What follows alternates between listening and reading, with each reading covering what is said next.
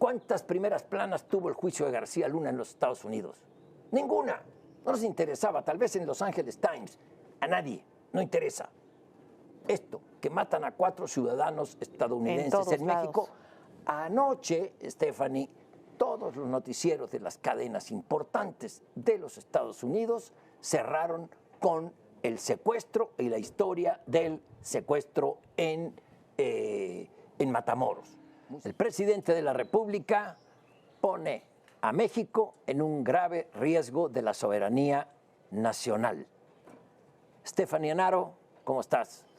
Hola Pablo, ¿qué tal? ¿Cómo están? Buenas tardes. Hola, hola. Gusto saludarlos y resulta que atravesamos por la peor crisis en la relación con Estados Unidos en 38 años, desde el asesinato del agente de la DEA, Enrique Camarena Salazar. Ahora, esto ocurrió el viernes de la semana pasada, cuando 4 jóvenes estadounidenses provenientes de Carolina del Sur que vinieron a México, entraron por Brownsville a Nuevo Laredo, venían a hacerse, una de las chicas venía a hacerse una cirugía estética, la acompañó una prima, 2 jóvenes más, eran 4 afroamericanos, y de pronto son secuestrados por una banda criminal. El secuestro ocurrió el viernes. Hoy se anunció que estaban muertos 2, una persona herida y el cuarto afortunadamente salvó la vida y su integridad.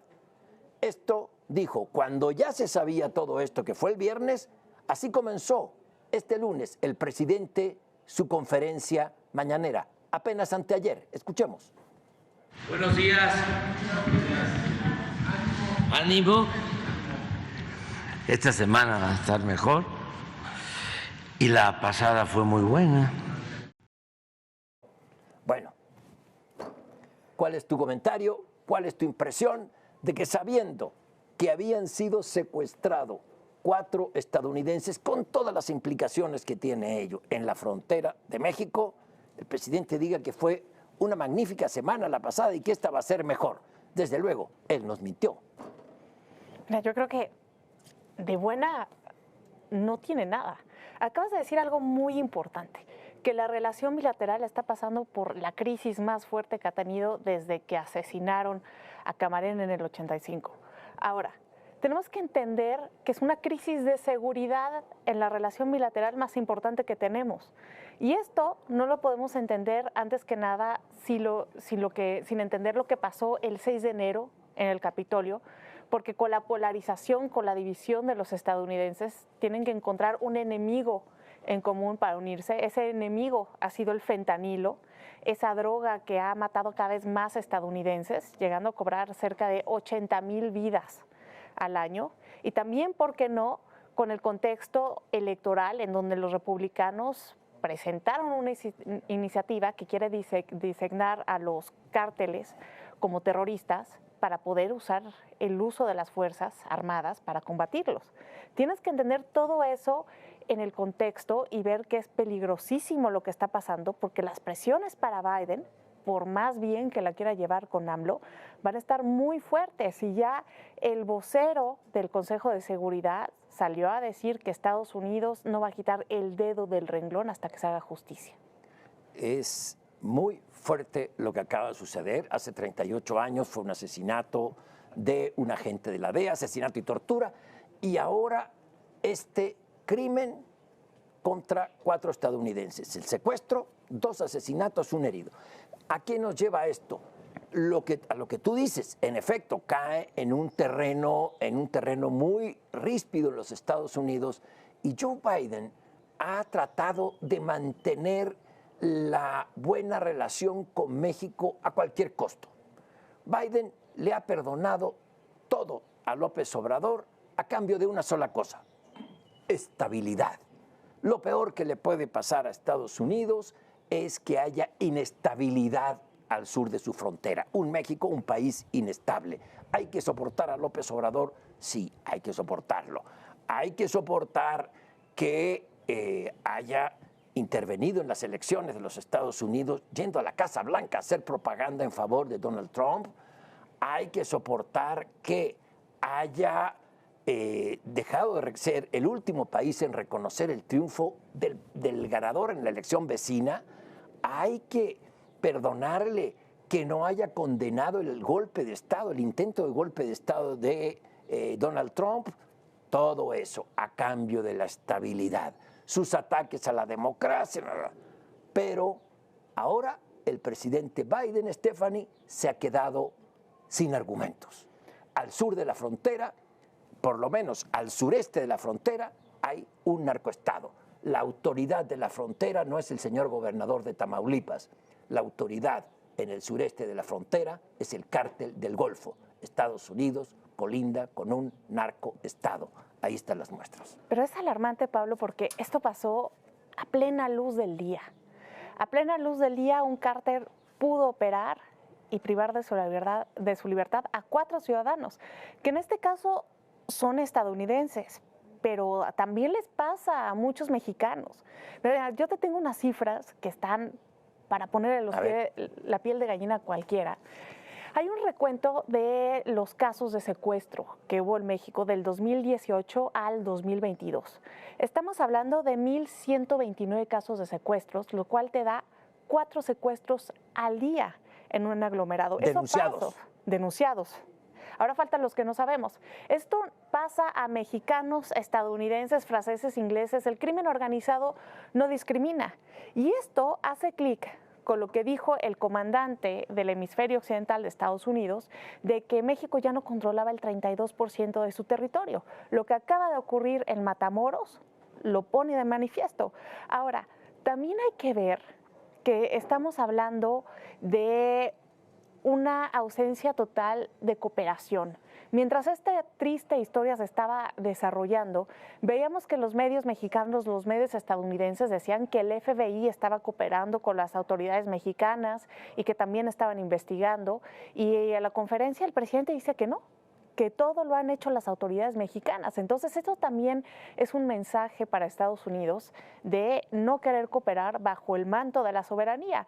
Aquí el tema es, Pablo, que ¿qué pasa si un gobierno no es capaz de proteger a sus ciudadanos ni a los que visiten? Porque también estamos en la temporada de Spring Break. El Spring Break va del 5 de marzo al 8 de abril y recibimos cada año aproximadamente 40,000 estadounidenses. ¿Cómo nos va a afectar? ¿Quién va a querer venir a un país donde esto ocurre a la luz del día? Sí, ahí hay varios temas, has tocado varios puntos, varios matices. Yo creo que el presidente López Obrador está dejando de ser funcional a los Estados Unidos. Fue funcional con Trump porque le paraba la migración y ya, con eso. Era funcional, ha sido funcional con Biden por lo mismo, pero cuando se han entregado franjas del territorio nacional al crimen organizado, eso no se ve bien, se ve muy mal. Somos vecinos de un imperio. Ha dicho hoy la Casa Blanca, bajo cualquier pretexto que se haya asesinado a ciudadanos estadounidenses, es inaceptable, donde sea y por la razón que sea. Somos vecinos del imperio. ¿Y cuál es la obligación de un jefe de Estado? Sacar todo el provecho posible en beneficio de los mexicanos para obtener las mayores ganancias de esa vecindad, como se hizo con el Tratado de Libre Comercio, que sigue caminando por inercia. Y segundo, tener la casa en orden. Eso es lo que López Obrador ya no tiene, la casa en orden. López Obrador tiene el poder, pero no tiene el control. Lo que más ha afectado a la vista de los estadounidenses es esta relación tan estrafalaria del presidente de México con los grupos criminales. Ofrecerles durante 4 años abrazos, visitarlos no una, varias veces en su cueva. Y no me refiero a Badiraguato, sino al ejido del Chapo Guzmán, al ejido donde estaba su familia a comer tacos. ¿Qué mensaje es ese? En los Estados Unidos se ve Si el señor quiere darle abrazos a los narcotraficantes, si el señor no actúa contra los cabecillas del narco, si él va a festejar en el cumpleaños de Ovidio una taquiza en el ejido del Chapo Guzmán, ¿ante quienes estamos al lado? Momento, dice Biden, estamos colaborando con los mexicanos. Muy bien, le creemos, lo dudamos, dicen los Estados Unidos. Pero ahora, cuando la crisis del fentanilo mata a 110,000 estadounidenses al año, y todo pasa por México, y cuando vienen ciudadanos estadounidenses a hacerse una liposucción, vete a saber, una cosa estética totalmente médico. legal a México, los matan, los secuestran, los hieren. Pero, entonces, ojo, ¿ante qué estamos? La soberanía nacional, Stephanie, está en peligro, ¿sí o no? Sí está en peligro, pero también hay que poner las cosas en contexto. Ahorita resalta porque son ciudadanos estadounidenses, pero también les pasa a muchos mexicanos. Ah, no, sí. Día Sí, con día. sí. Y algo que tenemos que resaltar de esta relación bilateral es que hay una iniciativa que presentaron dos representantes, uno de Texas y otro de Florida, la famosa iniciativa 18, que pide que se conceda el uso de la fuerza, y después de ese asesinato ya hay un senador que está pidiendo que esta legislación sea promovida. Ahora, ¿puede progresar o no puede progresar? Aquí lo importante es la imagen que México está dando al mundo, porque va más allá de Estados Unidos. Los principales diarios en el mundo, esto fue una de las noticias principales en Le Monde, también salió en The Guardian, también salió en varios diarios en España. En Estados Unidos le estaban dando una cobertura brutal. Es la imagen de un México que no es seguro. ¿Quién va a querer invertir en un país que no es seguro? Ahora, también hay que ver las razones. ¿Por qué está pasando esto? Por el consumo de las drogas de los estadounidenses. Ellos tienen el mercado de las drogas más grande del mundo porque tienen una gran población adicta, hay que decirlo, tienen un problema de salud que tienen que atender de una manera diferente. Y nosotros tenemos otros problemas ligados a los de ellos, que son el tráfico de armas, un Estado de Derecho bastante débil, donde no hay justicia y donde hay mucha pobreza, y esto es un caldo de cultivo para estas organizaciones. Cada estado tiene que atender las causas de raíz, porque llevamos 50 años con el mismo enfoque. Desde que Nixon declara la guerra contra las drogas en 1971, es el mismo enfoque, Pablo. Algo debe de cambiar para acabar ya con tanta muerte, con tanta violencia, con tantos secuestros, con tanto tráfico de sustancias ilegales, porque no estamos progresando. Estamos de regreso en 1970 con nuestras crisis de seguridad y drogas. Hay una manera peor de enfrentar el problema que la guerra contra las drogas, ¿eh? No hacer nada. No hacer nada. Y llevarse de palmadas en el hombro con los grupos criminales. ¿Por qué? Apunto a lo que iniciabas. También ocurre con mexicanos. Desde luego, porque estamos perdiendo territorio en manos de grupos criminales. Y esto no es necesario leer el New York Times ni ver esta prensa que tanto detesta al presidente. A ver, salgan un día a una carretera y a ver si se sienten seguros. En México, en el norte del país, claro, en el sur, en el sureste. Estamos perdiendo a ver espacio. quién se siente. Estamos siendo objeto del chantaje criminal cuando tenemos un gobierno absolutamente incompetente y en algunos casos cómplice de los grupos criminales. La simbiosis del partido en el gobierno con grupos criminales en el Pacífico para ganar elecciones me parece que es no solo una señal de alarma, sino una evidencia de lo que hay de alianza, connivencia, interés mutuo, compartido entre Morena y los grupos narcotraficantes. Tampoco podemos dejar de fuera el juicio de García Luna. Esa marca un antes y un después en la relación bilateral. Ha sido el funcionario de más alto nivel en ser juzgado. Sí. Y que la persona que haya estado designada a combatir estos grupos criminales haya sido sentenciado como culpable, dice mucho. Es la imagen de México en el mundo, los funcionarios coludidos. Y esto va más allá de Morena. Esto habla mal de las instituciones porque es algo enorme. Entonces también la confianza con las instituciones mexicanas se está perdiendo.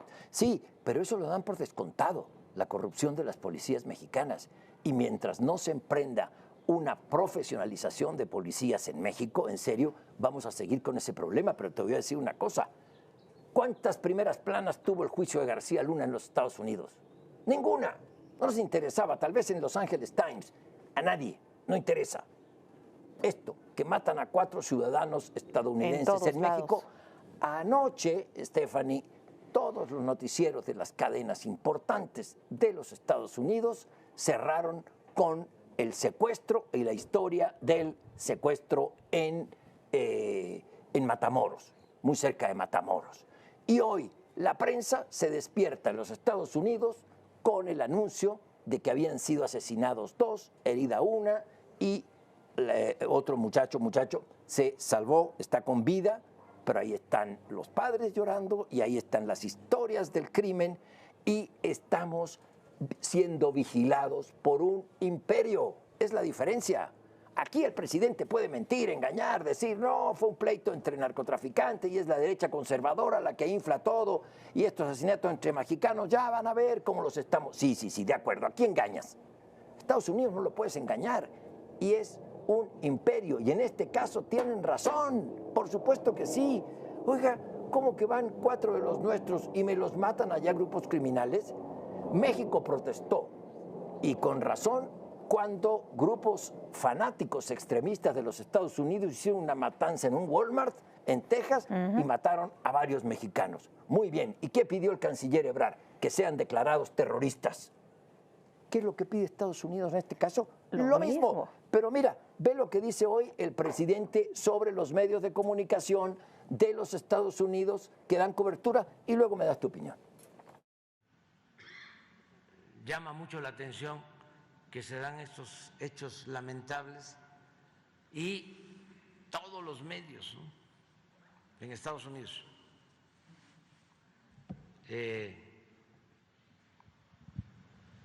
manejan de manera amarillista la información.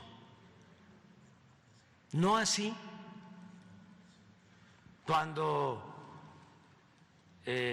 asesinan a mexicanos en Estados Unidos, callan como momias. Claro que lamentamos lo que pasa, ¿no?, en nuestro país y este hecho en especial, y ofrecemos nuestras condolencias sinceras. Está mintiendo. En Estados Unidos, cuando hay asesinatos masivos, son También noticia sale. principal. Pero a ver, tu opinión. Yo he hablado mucho, Stephanie. Es que no importa si son estadounidenses o son mexicanos, a ver, son vidas humanas. Sí, importan. Pero estamos hablando de política, no de humanismo. A ver. Me parece impresionante que intente desviar la atención, que intente minimizar los hechos cuando es algo gravísimo, es algo gravísimo. Pablo, lo más impactante de todo esto es que pasó a la luz del día. Eso nos habla de la vulnerabilidad que cualquiera puede tener. Ahora, en el caso de Estados Unidos, pasó algo bastante curioso la semana pasada, que lo que acaba de suceder con los 4 estadounidenses en Matamoros le da más fuerza. Le preguntaron al que es el actual fiscal de general de Estados Unidos, que se apellida Merrick, le preguntaron qué opinaba de toda esta iniciativa de declarar a los cárteles mexicanos como grupos terroristas. ¿Sabes qué dijo? Que a él no le importaría hacerlo, porque es algo que piden cada vez más los republicanos, pero que le daba miedo los problemas diplomáticos que esto pudiera tener con México y que prefería cooperar con el gobierno mexicano. Eso lo dijo hace una semana. Sí, tiene razón. ¿Tú crees que el presidente está mandando mensajes de querer cooperar en este momento? Primero, Garland tiene razón, pero yo regresaría por ahora a los hechos y ya luego nos vamos a los actores, pero sí tiene razón Garland al decir, yo no me opongo que lo declaren terrorista, pues esos son. Y lo que hay que cuidar es la relación diplomática con México, es el vecino y el principal socio comercial.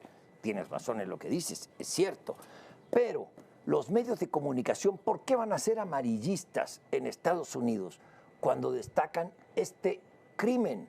Es su vecino, un presidente que ha mandado abrazos y abrazos a los grupos narcotraficantes y que no puede tener el control de su país, que es un experto en el manejo del poder, pero en el manejo del control, en donde se necesita cierta pericia, habilidad, sentido común y cordura para gobernar, no lo hay. Les mataron a 4 en México. ¿Por qué? Tenemos la frontera abierta, nos beneficiamos de comercio mutuo. ¿Son amarillistas los medios de comunicación de Estados Unidos, como lo estaba diciendo? Por supuesto que no. Y cuando cuando han ocurrido masacres donde matan a mexicanos o crímenes de odio en los Estados Unidos, se han dado las manifestaciones más grandes en la Unión Americana, por lo menos en los últimos 10, 15 años. Entonces, miente por partida doble, desacreditar el papel de los medios de comunicación en Estados Unidos, que callan como momias cuando matan mexicanos. Miente, señor presidente, no es verdad lo que usted dice. Y que son amarillistas, el tremendismo. ¿Le parece amarillismo reportar la historia personal, humana de 4 muchachos de Carolina del Sur, que vienen a hacerse un tratamiento médico en México, porque en Estados Unidos son carísimos si no tienes seguro y el seguro no te cubre ese tipo de enfermedades? ¿Qué es amarillismo? No, qué irresponsable. ¿Cómo lo leen eso en Estados Unidos? Por supuesto que no. ¿Cómo lo leen? En Estados Unidos esta es una muy mala señal. En Estados Unidos no pararon de darle cobertura desde que se enteraron de 4 de los suyos estaban desaparecidos. Sí. Y las palabras más usadas comúnmente eran 4 estadounidenses desaparecidos a manos de cárteles de la droga mexicanos. Ahí se contrapone a las 2 naciones, ¿no? Unos víctimas y otros victimarios. Pero de todas maneras daña la percepción, daña la relación bilateral y preocupa. ¿Quién va a querer venir a México cuando eso pasa a la luz del día? Y si eso pasó a la luz del día, es porque el Estado no tiene el control del territorio. No. Los tienen los narcotraficantes y eso es preocupante. Ahora, hay que ver, ¿por qué existen los cárteles de la droga? ¿De dónde son tan poderosos? ¿Dónde se queda el dinero de lo que trafican? 7 de cada 10 dólares de lo que trafican se quedan en Estados Unidos. Ahí está donde está la riqueza. Entonces, claro, sí hay que acabar con los cárteles, pero también hay que quitar el brazo estadounidense, a ver quién lleva las drogas a los barrios donde las consumen. Alguien tiene que hacer el trabajo. Tienen miembros en Estados Unidos. Y hay reportes que dicen que el territorio que coordinan en Estados Unidos es más grande que el territorio mexicano. Entonces, tiene que haber una solución conjunta. Y para mí, Pablo, la única manera de legalizarlo, y pongo de ejemplo lo que ocurrió en Australia, es a través de la legalización. Cuando tú le pones I a lo legal, le pones en la sombra. Si esto está matando a tantas personas, el Estado tiene que saber quién lo consume, por qué lo consume, y si no puede evitar que lo consuma, tiene que calcular las dosis y tiene que asegurarse de que sea algo de calidad para mantener viva a su población, y eso lo hizo Australia con la metanfetamina. El gobierno puso clínicas, ha bajado el problema y no se le muere a la gente por sobredosis porque sabe quién es, por qué y cómo. Tenemos que llegar ya a soluciones más inteligentes. No estoy de acuerdo con la generalización. Legalizar la droga. ¿Tú legalizarías el fentanilo en México?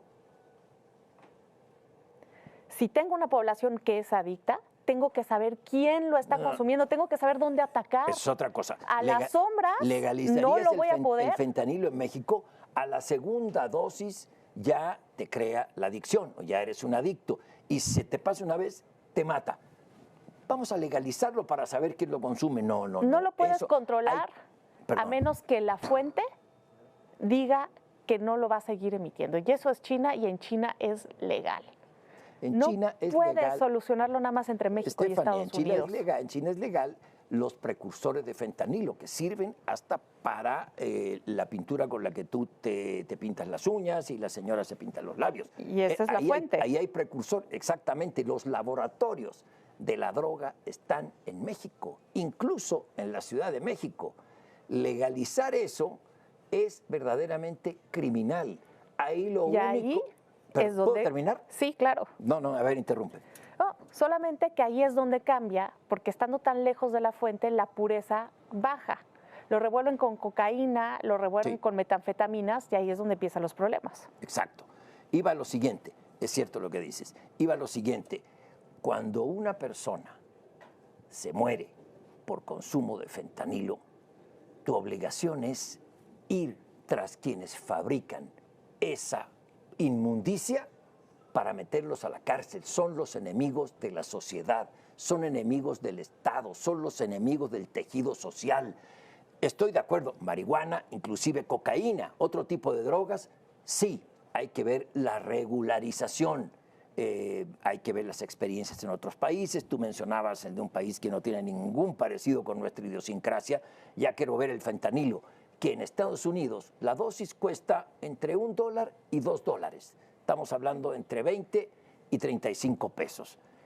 Hecho aquí en México, eso te cuesta 8 pesos, cuando mucho, 5 pesos.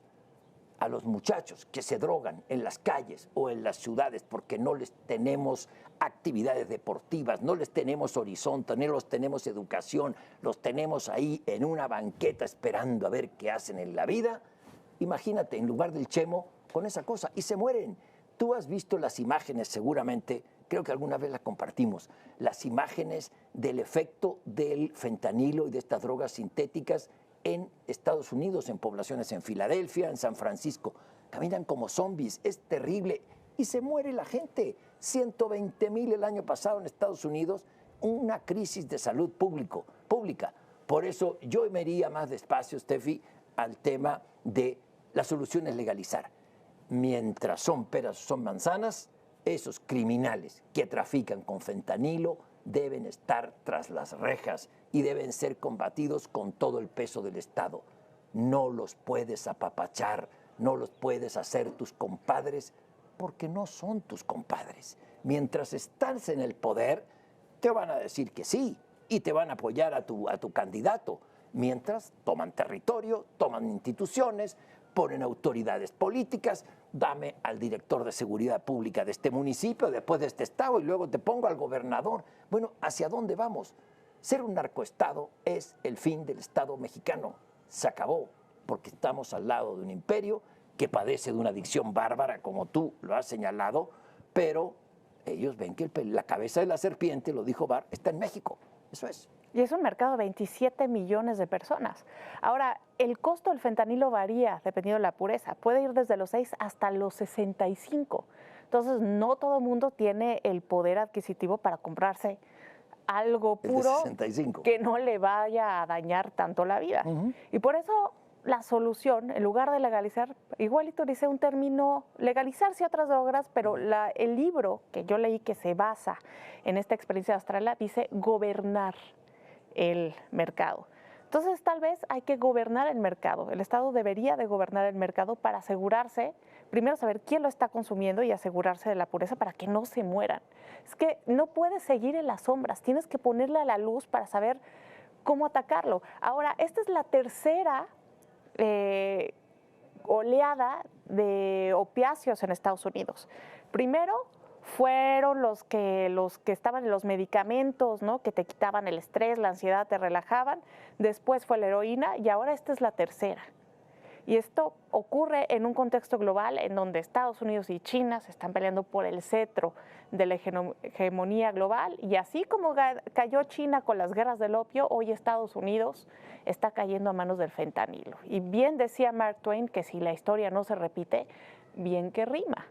Por eso es importante ver que este enemigo, que esta nueva cruzada de seguridad nacional, así como para Bush fueron los islamistas, ahora es el fentanilo, son las drogas que están acabando con tantas vidas. Y estamos hablando de los problemas que hay en Estados Unidos, pero México ya está dejando de ser un país solamente de tránsito y se está convirtiendo también en un mercado de consumo. Entonces, si no atacamos, si no tenemos campañas de prevención adecuadas, si no sabemos quién lo está consumiendo, por qué, para qué, podemos llegar a tener una realidad tan cruda como la que está teniendo Estados Unidos. Sí, dijiste algo, bueno, muchas cosas importantes, pero me detengo en una. La guerra del opio en China, y en este momento el fentanilo está de veras simbolizando la decadencia de la sociedad de los Estados Unidos. Hasta dónde va a llegar no importa, pero van a hacer hasta lo imposible los líderes políticos en frenarla. Y lo dijo Barr, la cabeza de la serpiente está en México.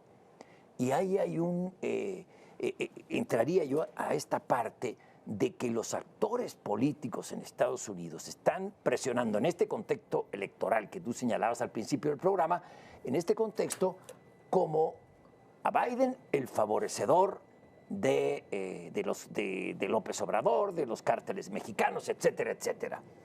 Y ya no le está quedando espacio, margen para defender a México.